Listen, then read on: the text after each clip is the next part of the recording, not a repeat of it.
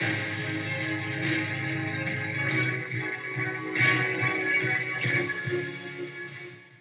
everyone. My name is Scott McGee, and welcome to this special edition of Power and Politics, a debate sponsored by News 12 and USA Today Network New York between the three candidates vying to represent the people of New York's 18th Congressional District. Let us meet our three candidates. Joining me digitally in alphabetical order, Republican Chele Farley, a Tuxedo resident. Chele Farley is a wife and mother who is a trained engineer, successful businesswoman, and community leader. Next, Democratic Congressman Sean Patrick Maloney, who has represented New York's 18th Congressional District since 2013. He serves on the House Transportation and Infrastructure Committee, the Agriculture Committee, and the House Permanent Select Committee on Intelligence. And Scott Smith, he is the Serve America Movement candidate, a science educator and lifelong resident of the district. He previously served 2 terms on the Middletown City Council. We want to thank you all for being here. A little different situation, guys, and we appreciate you being here today. Thank you. All right, so also joining us digitally on the panel is Mark Lungariello, who writes about politics and government for the Journal News and USA Today Network, where he has spent time as a member of the investigative watchdog team. And from the Times Herald-Record, Chris McKenna has been a reporter at the Times Herald-Record for 21 years. He covers government and politics, including the last 5 races for this very congressional seat. So, enough of the resumes. Let's hear from the candidates. We begin with a 30-second introduction from each candidate. The order was chosen randomly, and we begin with Republican Chele Farley. Ms. Farley. For hosting, and Scott Smith and Congressman Maloney for agreeing to debate. I'm a Stanford engineer. Engineers fix things, and there is no bigger mess to fix than Congress. I'm a businesswoman who knows that businesses need more help after shutdowns and that unemployment is too high. I'm also a wife and a mother who wants her son back in school now. I'm Chele Farley, and I'm running to represent and bring back jobs and dollars to the Hudson Valley. Thank you, Ms. Farley. Sean Patrick Maloney. Well, hello, I'm Sean Patrick Maloney. I have a bipartisan record of results. 40 bills passed into law, helping our veterans, protecting our drinking water, getting oil barge anchorages off the Hudson River forever, investing in roads and bridges and safer commuter rails.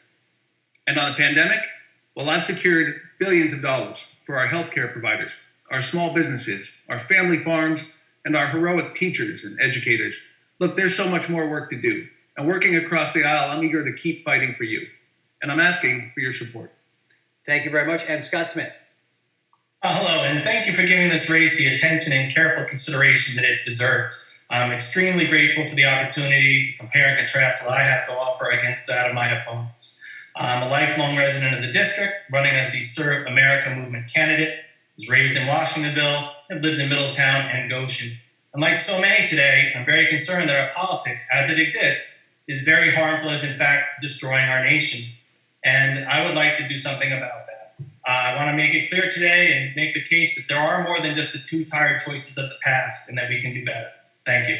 Thank you very much. All right, let's go right to our questions. Each candidate will have 1 minute to respond. And the first candidate question in each round will have the opportunity for a 30-second rebuttal after the other 2 have had their turn. We begin with our first question for Sean Patrick Maloney. Mr. Maloney, the federal government does not have the authority to enforce a national mask mandate. Would you support legislation that would not just suggest but compel governors to issue mask mandates? If so, how would you compel them? If not, what, if anything, would you do to encourage the wearing of masks? Right. Well, the mask is perhaps the best tool we have to fight the pandemic, maybe even more effective than a future vaccine. So everyone should wear a mask. It's our patriotic duty. You know, it's a shame we'd have to mandate. You'd think all of us as Americans would want to do our part to protect our families, our neighbors.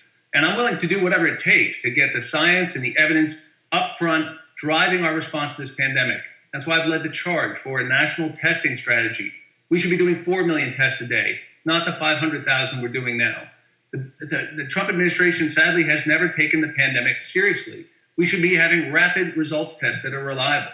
And as we speed the research for therapies and vaccines, we need to make sure that they're safe and effective. And that's how we're going to open our businesses and our schools safely, responsibly. We need to have an evidence-based approach. But the mask is the number one tool all of us can use in our everyday lives to just help out, to help our country and to help our neighbors. And all of us should do it. And I think we should explore whatever means are necessary to get all of our neighbors with the program, and it would help if the leadership came from the top. All right. Thank you very much for that time. Michelle Farley, would you mandate masks federally if possible? And if not, what, if anything, would you do to encourage wearing of masks?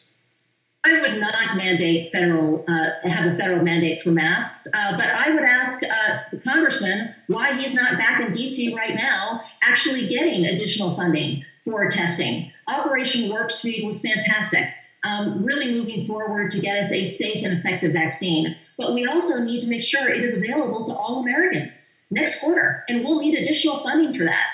And instead, you should be in Washington making sure that we help the people who desperately need this vaccine and then also desperately need additional help. I don't understand why we don't have additional unemployment benefits, additional PPP. These are all things that are so important that need to be passed. And he talks about being bipartisan, but we haven't been able to get a bipartisan bill passed. So that is what I want to do when I go to Washington, actually get things done for the district. All right, thank you very much. Mr. Smith, would you support legislation that would not just suggest but compel governors to issue mask mandates? If so, how would you compel them? And if not, what, if anything, would you do to encourage the wearing of masks? Well, as you point out, I don't know that the federal government has a role there. It's probably more of a state issue. But there, the problem lies that so many in government have made themselves appear so unserious that that's where you're getting pushback from people on it. Most people recognize the common sense nature of it. Most people are interested in protecting their health and the health of others.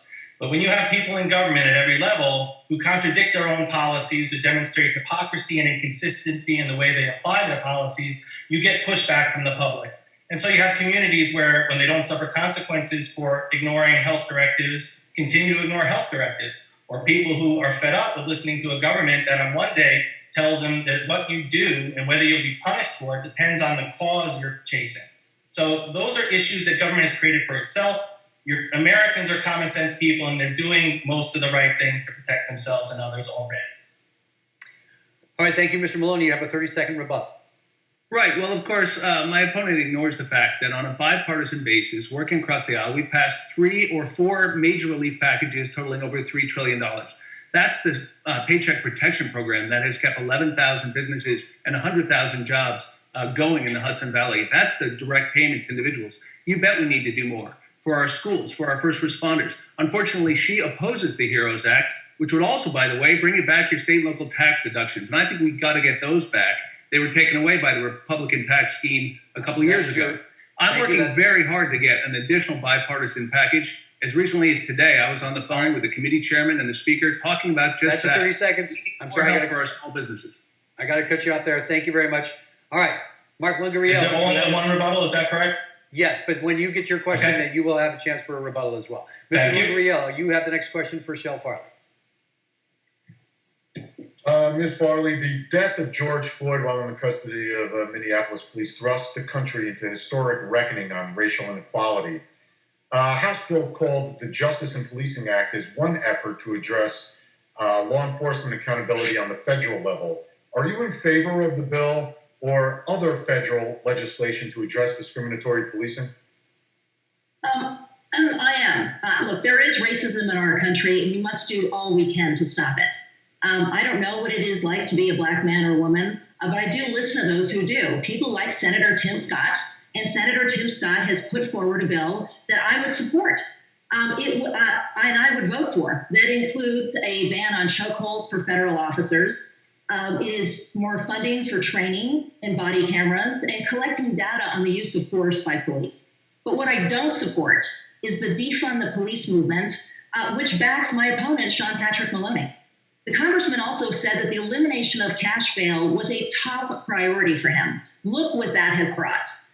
Police arrest looters and they are back on the streets. Worse yet, here in the Hudson Valley, a library security guard named Sandra Wilson was brutally murdered by a man released by the bail reform that Congressman Maloney supports. I support the police, and I have the endorsements of many law enforcement groups, including the New York State FOP, the New York City Farley.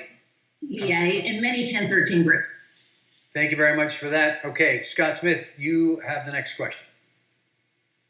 It's the same question, correct? If you could just repeat it briefly. Yeah. Sure. Are you in favor of the Justice and Policing Bill or other federal legislation to address discriminatory policing? First off, I'm not familiar enough with the bill to comment it directly myself. I have to read it and know more about it. I do believe we do need to act in this area, but again, the problem lies largely in that government has made mistakes here. We currently do not even all agree on what the term justice means. We are told very different stories on this topic. People have very different definitions that politicians have created in order to advance their own ends. And that's a simple fact. And until we can all unite around what that concept actually is and what the principle of justice means, we're not going to find any common ground to advance here. It serves for election time, but doesn't serve solutions for the American people. And very briefly, to go back to the PPP, yes, it's very important. Mr. Maloney has supported it and passed it. But the very night before he voted to pass round 2, he complained in a town hall about the flaws it contained. The very next day, that bill passed containing the same flaws with his vote on it. So, again, it's hard to take government seriously if you pay attention and watch how it conducts itself. Okay, thank you very much. Representative Maloney. Right. Well, just on that last point, we actually circled back around and fixed some of those flaws in the PPP program because I've been listening to people locally, like Allison McReady at the Jewel Corner at Jewelry Store in Bedford. And it is what's keeping those businesses afloat right now. But on the question you asked, of course, I support the police. I brought back $25 million in grants to local first responders, police, and firefighters. Ask Chief John Owanchu in Middletown. He'll tell you. Talk to Chief Pate in Poughkeepsie. Ask Mayor Rob Rollison, a Republican who's endorsed me in this race. I do not support defunding the police. My opponent has this little political game she plays where she says people who support me support defunding the police, but I don't. I support our police, good community policing. But I also support justice and anti-racist initiatives like the George Floyd Justice and Policing Act, which she opposes. It has real teeth. It would put body cameras on every officer in every car. It would keep real data on police misconduct so we don't just move bad cops around. You know, bad cops are bad for good cops. My uncle was a police officer. I know most police officers are good people who are risking their lives for us. But we need to also fight systemic racism. The bill she supports would be window dressing. That's your full minute. It would not do what she says, and it would not ban chokeholds, despite what she says. Okay, thank you very much for that. Chele Farley, you have a 30-second rebuttal. Well, Congressman, I have been at many Back the Blue rallies. Where have you been? I haven't seen you at any of them. And do you have any police endorsements? I mean, as I mentioned, I'm endorsed by the Fraternal Order of Police, the Sergeants Benevolent Association, the Police Benevolent Association, 1013 groups. I haven't seen those endorsements for you. Right, well, I can help you out there. Hold on. Endorsed by 2 police groups, the statewide PBA and the investigators. So you should probably get your facts straight. Okay, that's... Where if I feel compelled to respond to something later, I will now. Yes, and you'll have a chance, actually, because you get the next question from Chris McKenna. So hang on. Chris McKenna, please, your question for Scott Smith. Mr. Smith, do you support or oppose the Republicans' tax law from 2017, and what parts of it, if any, would you want to change if you were elected? I honestly have not studied the details of that well enough to give you an informed answer on that. Okay. Well, part of that generally, in terms of tax policy, I certainly have not read the 2000 tax bill the Republicans produced. It hasn't been my full-time job. I have a day job. But in general, in terms of tax policy, I do support the tax breaks that Americans have been enjoying. I am concerned about raising taxes on Americans, especially in the current climate. Beyond that, I find tax policy to be something that each party uses as a lever just to kind of reward favored groups or punish others, even using the IRS to attack political opponents. So there as well, we need to get a little more serious about what is the role of our tax code, and are we going to use it properly, or is it just another political tool? And it's great to see you, Chris. Good to see you. Yeah. Scott, you have a little bit of time. Did you want to address the other issue we were talking about? No, I just meant that since we kind of violated the only one rebuttal a moment ago, if I feel compelled, I may speak up later. Yes, hang on. All right. Thank you. Let's go to Sean Patrick Maloney with the question from Chris McKenna about the 2017 tax reform bill.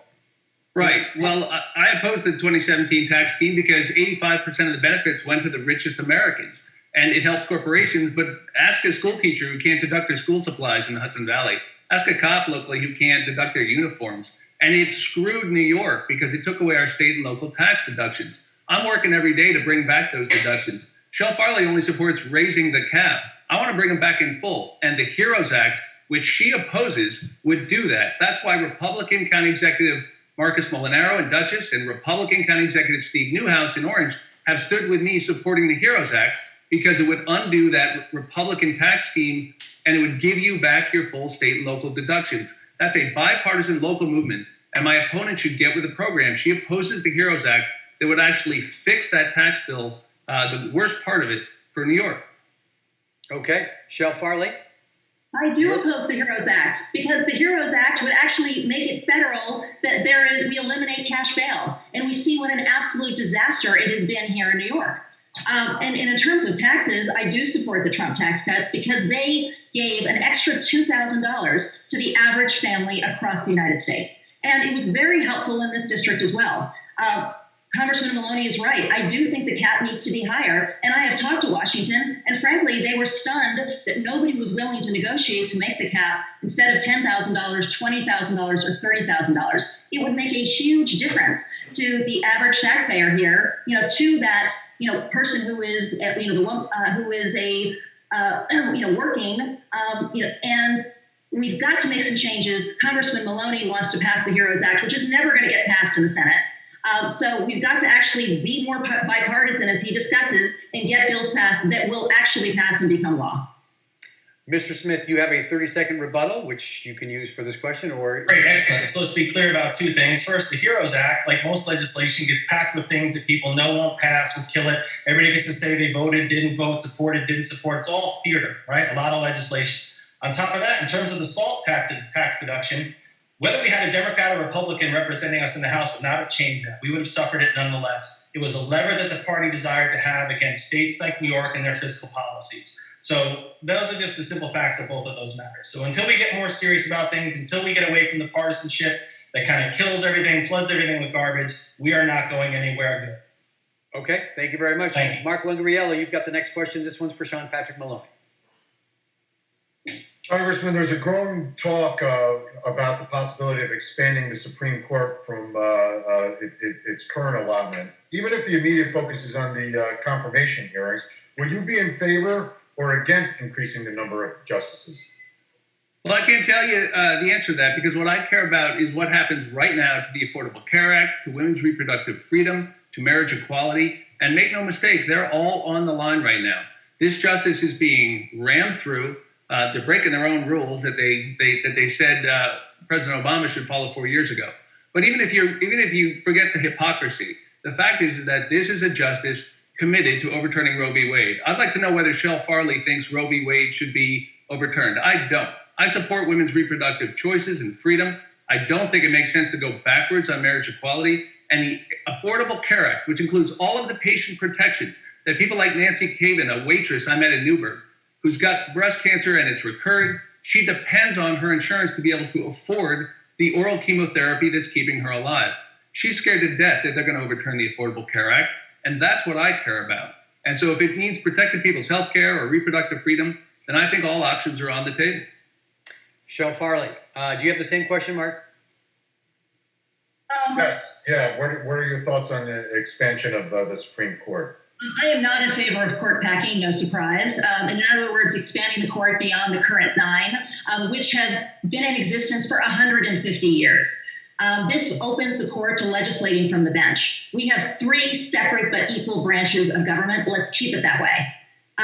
Back to the whole issue of the recent nomination of Judge Amy Coney Barrett. The Constitution says the president has the right to nominate someone when there's a vacancy in the court. And that has happened 28 out of 29 times. The only time it was not done was by Lincoln, when he actually couldn't give a name because the Senate was had already closed for the election. But the day they got back, he put forth a name. So I am absolutely dead set against court packing. And Scott Smith. I oppose it as well. In my mind, it's like children that want to break things when it doesn't work the way they want. Largely the problems we face here, going back, like you said, to the Merrick Garland nomination, Republicans were well within their rights to do what they did. The problem is they didn't want to suffer the political consequences, so they hung their hat on the "it's close to an election" argument. Now that argument's coming back to bite them, and it should. They used it. Now they get to hear it back in their own ear. But don't forget that the Democrats, by removing the 60-vote threshold for judicial approvals, they've had that come back to bite them as well. So it's all the gamesmanship of the two parties that has us where we are today. I would not pack the court. I believe it's inappropriate to do so. It's a childish response. Further, the ACA, people talk about whether it should live or die in the Supreme Court. The ACA is Congress's work product, and they own its flaws, not Justice Barrett, not the Supreme Court. And if measured against the Constitution and proper legislative procedure, it should fall, then it should fall, and then Congress should do better work. The problem is there's never consequences for bad work or when political ambitions get in the way. Until we change that, we will continue to get bad work, bad results, and we'll have these same arguments forever. I hope people will really think about that. Thank you very much. Sean Patrick Maloney, you have a 30-second rebuttal. Right. Well, Ms. Farley didn't answer whether she supports overturning Roe v. Wade. And the fact is that, Mr. Smith is right that there are things we can do better under the Affordable Care Act. Like, for example, negotiating the cost of prescription drugs with the big drug companies. We passed a plan for that. Or increasing the subsidies people get so their premiums go down when they have insurance, like Nancy Kagan, and she's fighting breast cancer. That would help a lot. And the fact is we could let everybody buy into Medicare who's uninsured. And if you can't afford it, we could cover your premiums. That would insure millions more. But Medicaid expansion and supporting our community health centers are critical to the fight against the opioid epidemic. And right now in the pandemic, it is the wrong time to overturn the Affordable Care Act. It's working for millions of families. All right, thank you very much. All those accomplishments require collaboration with people that you routinely vilify. It doesn't work. All right, hold on. You will have your turn again. 1 second. Chris McKenna, you have the next question for Chele Farley. Ms. Farley, the MTA warned in August that it was going to have to slash services, and it could even eliminate train service in Orange and Rockland counties because of the huge revenue shortfall that they and other mass transit agencies have. One of the elements of the HEROES Act would be to rescue mass transit agencies. Do you support that element? Well, I actually think that we absolutely have to do a better job of getting our tax dollars back to New York. I talk about this all the time. When I first started talking about it, New York was losing $40 billion a year. It is now $50 billion a year that is going into the coffers of other states. This is ridiculous. As an engineer, I care greatly about infrastructure, and I think we have to improve our infrastructure. I'm sure that a lot of listeners are like me, that they had no electrical power for 6 days this summer. That is outrageous. We have to do something about it, and we should start by burying the power lines, which, yes, will be expensive, but we've got to start taking time. And I'm absolutely in favor of spending more money, on the MTA. But again, someone's got to go down to Washington and get New York's fair share, and that's what I'll do. Scott Smith, you have the next response. So generally, just in terms of supporting mass transit, it's an essential service. There's so many around here, so of course I would support that. The problem I see is that New York State is largely a fiscally irresponsible state and creates its own problems in this area. So do I support it? Yes. Would I also hope to see New York State become more responsible about its finances and the way it deals with problems like this? That'd be great. And Representative Maloney. Right. Well, I serve on the House Transportation and Infrastructure Committee. I chair the subcommittee. That's how I banned oil barge anchorages on the Hudson River. But on the question of the MTA, we secured $3.9 billion of emergency funding for the MTA in the CARES Act. There's another $3.8 billion in the HEROES Act, which my opponents oppose. But because that has been held up, we also created a facility at the Fed that the chairman, Pat Foy, has agreed to access, essentially free money to tide the MTA over. That's critical, another $2.8 billion of financing. I've spoken recently directly with Pat Foy, and he's agreed to do that. And that's why we don't have to worry about service cuts to Orange County, because I did work with people and found a solution. But the long-term solution is to win the war against the pandemic so that ridership can go back up on the MTA as we reopen our businesses safely. And in the short term, we need massive investments to make sure that ridership is supported here in the Hudson Valley. Chele Farley, you have a 30-second rebuttal. I think the long-term solution is that New York gets its fair share. And Congressman Maloney has been there for 8 years, 4 terms, and it's been getting worse, not better. And so we have got to make a change with that, and that's why I'll go down to Washington, D.C. and do that. Okay. Thank you very much. This is the final question in this first round, and it is inspired by some concerns I received from the League of Women Voters.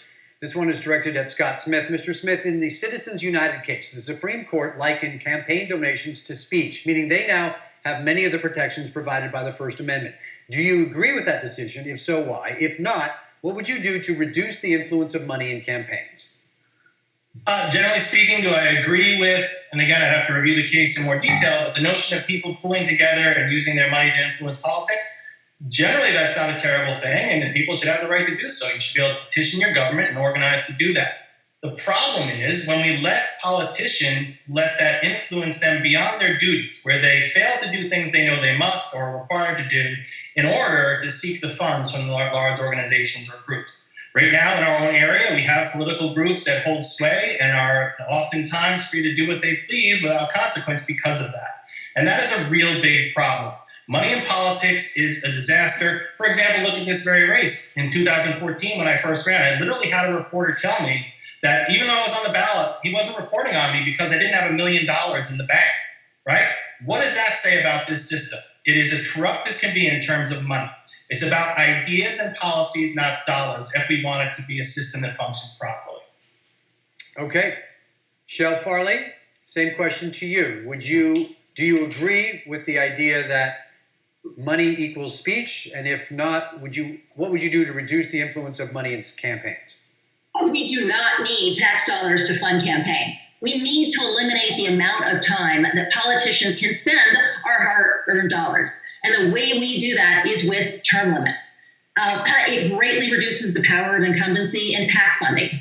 I've raised over $1 million in over 6,000 individual donations from 3,500 donors. My average donation is $163. 92% of my donations are under $200. That is the way that we need to continue funding campaigns. Okay. And Representative Maloney. Well, what you didn't hear was, we need to overturn Citizens United. That decision by the conservative Supreme Court opened the floodgates for money in politics. Dark groups, unreported money, and it is killing our politics. We are awash in money. And there are better ways to do it. If you look at H.R. 1, the plan we passed in the House, it is a blueprint for cleaning up our campaigns. First of all, it would end this partisan gerrymandering, and it would get at this dark money in politics. And it would create a small donor system that would be a huge improvement for what happens now. And that would decrease the influence of these other groups. So we have to end Citizens United, and we need to pass H.R. 1 into law, the plan we put forward, to go, and that would go a long way to raising up community voices in our politics. Okay, Mr. Smith, you have a 30-second rebuttal. Okay, so just in terms of Citizens United and what Mr. Maloney just said, he desires to see it overturned, but it sounds like it's because he doesn't like it, rather than whether measured against the Constitution and proper legislative procedure, it should be turned over. If that's the case, then so be it. But oftentimes we're talking about things we want, not things that are dictated by the Constitution or by proper legislative procedure. In terms of term limits, people love the idea, and so do I. I've made a term limits pledge since the first day I ran in 2014, and I don't need a committee or a Congress to pass a law to impose it. That should come from us individuals. And people need to recognize that even if you place term limits, the Congress were to ever pass it, which they won't, if they did, it is the same money, the same organizations, everybody in the circles of politics that will still pick candidates we choose from. All right, thank you very much. Okay, that concludes our long answer forum. We are now going to do a lightning round. Each panelist will ask the candidates one question with a short one sentence answer, no rebuttal. If there's something you must get off your chest, we do have a 1-minute closing remark that is coming up. Chris McKenna, you are first. Your question for Representative Maloney. I wanted to hear, could you please rate President Trump's handling of the coronavirus crisis and Governor Cuomo's handling of the coronavirus crisis? Sure. I don't think President Trump has taken the pandemic seriously enough, and we're paying a terrible price. And if you look around the world, almost every other country is doing better than the United States. Here in New York, we've done quite well, and the virus has been put in remission, if you will. And thank God for it. So I give Governor Cuomo pretty high marks, and I sure wish the president would take it more seriously. Chele Farley. Well, obviously, I disagree. I actually think that President Trump and the administration has done a good job. Our GDP has bounced back better than most of the other developed nations. And we've made incredible strides in getting a vaccine through Operation Warp Speed. Whereas, unfortunately, Governor Cuomo is the one who put people who still had COVID back in nursing homes, and it is the state with the most deaths from COVID. So, yes, I would give Cuomo low marks and Trump high marks. And Scott Smith. I'd actually give him 2 marks. I think President Trump, in terms of appearance, probably a low mark, and in terms of actual action, probably a mediocre mark. And then in terms of Governor Cuomo, on appearance, aces, but in terms of substance, I believe he's made many mistakes. The other problem is that we have so many dishonest voices in the conversation about it that it's hard to trust what anybody says in the matter. Okay, thank you very much. I've got the next question. This goes to Chele Farley. Ms. Farley, do you support legalizing marijuana at the federal level in any form, either recreational, medicinal, or leaving federal law as it is? I support medicinal marijuana, but not recreational marijuana. Okay, thank you. Scott Smith. I would agree with that general stance. My biggest worry when discussing things like this is that often government sees tax dollars flowing in and benefit at the ballot box, and they give that higher priority than whether it's really good for the public to pursue such a policy. And that's a problem. All right, Sean Patrick Maloney. I would support full legalization with the appropriate regulation and oversight and taxing. I think it's time. Okay. Finally, Mark Lungariello, you have the last question for Scott Smith. Mr. Smith, there's a lot of focus on presidential candidates, tax returns, and alleged business entanglements. Should the presidential candidates have to share their tax returns and financial disclosures? Well, I believe the financial disclosures are shared regardless of what the candidates think, correct? Maybe I'm wrong. But the tax returns, you can certainly ask for them involuntarily, but should they be required? I don't know. I think it's been a lot ado about things that we can't find anything else to talk about. Let's add to the pile. And I often find also that even in recent reporting, it's often flawed, misleading. It's hard to trust anybody when discussing this. Now, the one thing we have to watch is that if you're going to apply a standard to someone, you have to apply it universally. Much of the argument about Trump's tax returns versus Vice President Biden's finances, 1 second. 5 seconds comes down to whether you're holding to the same standard or not. Thank you. Okay. Thank you very much. Sean Patrick Maloney. Yes, he should release his tax returns. My goodness. And we know now that he owes hundreds of millions of dollars. We should know to whom he owes that money. You don't want the American president in debt to people, maybe even shady actors or foreign actors. Every other president has released their tax returns. He should do so. All right, Chele Farley. All of the financial information is available in those very detailed financial disclosures, including who he owes money to. I think those disclosures actually give the picture. Okay, thank you very much. All right, that was fast. But now it is time for our closing arguments. Each candidate's now got 1 minute to tell voters why they should earn their support. We begin with Sean Patrick Maloney. Well, thank you to USA New York. Thank you to News 12 for hosting this debate. Thank you to my opponents. Look, folks, you sent me to Washington a few years ago, and I've been down there working across the aisle, passing 40 bipartisan bills into law, helping our veterans. Ask Pat Larkin the work I did with her late husband, Bill Larkin. She's crossed party lines to endorse me. He was a rock grip conservative, but we work closely together to help our veterans. It's the kind of bipartisan work that's let me work with county executives like Marcus Molinaro and Steve Newhouse to pass the HEROES Act into law. That's what we're fighting for right now, to get you back your state and local property tax deductions. We'll keep up the fight for clean drinking water. I've passed a ban on oil barge anchorages on the Hudson River. I've been working to help our teachers and educators, to help our working families, our family farms. That's the kind of work I've been doing in Washington. And I'm asking your support to go back to Washington and keep fighting for you for another 2 years. Thank you. Thank you very much for that, Scott Smith.